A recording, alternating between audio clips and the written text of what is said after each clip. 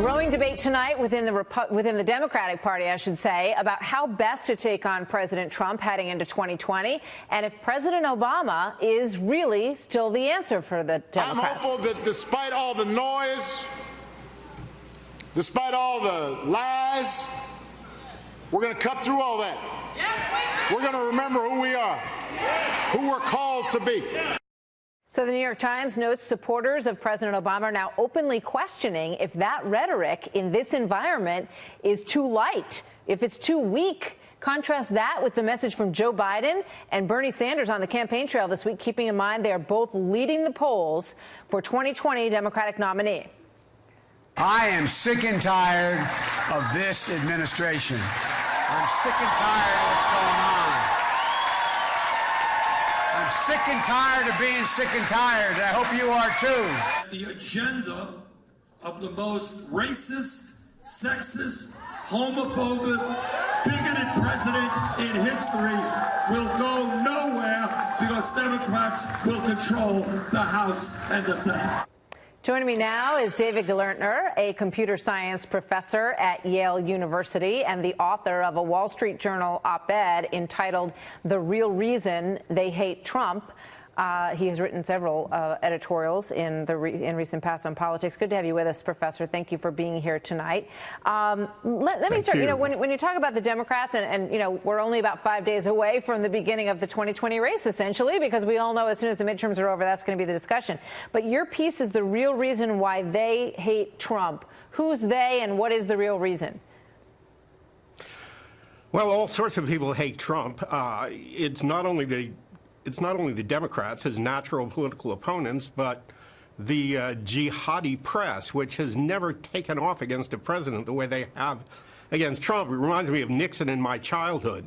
So they are the Democrats, but it's also so much of the mainstream press that they're really, I think, having an effect on the electorate. And why do they hate Trump? Because Trump means what he says. He doesn't merely talk Republican conservative talk. He takes action.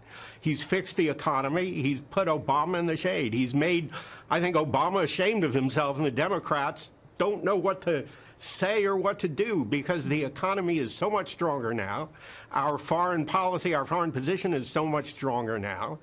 We're in so much sturdier position with respect to Iran and many of our other enemies who we seem to be scared to death of under President Obama.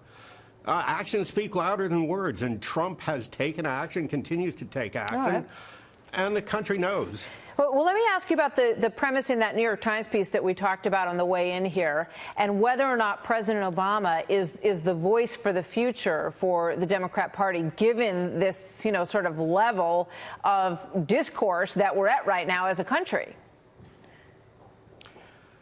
I hope for the sake of the Democratic Party that he isn't. He is a failed president. He left the economy in rotten shape and our world standing lower than it had been for decades. We need a vigorous two-party system in this country if our democracy is going to continue healthy, and Obama is not the sign of a healthy Democratic Party.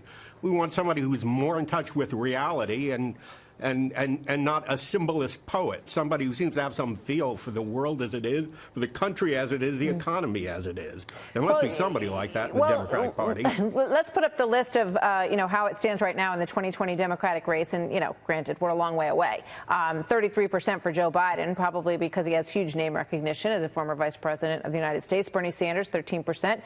Kamala Harris at 9%. Elizabeth Warren at 8%. Cory Booker at 5%. So that's the way it looks at this moment. I expect that'll change a lot. But Joe Biden is a more sort of, you know, strong voice in the style of sort of the every American guy voice as Donald Trump is on the other side, isn't he?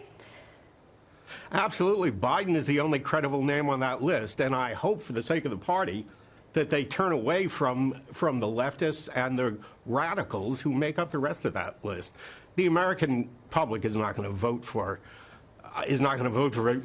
Bernie Sanders or Bernie Sanders lookalikes or sound-alikes. Not that I'm a big fan of Joe Biden, but he's a serious, grown-up man, so that's something.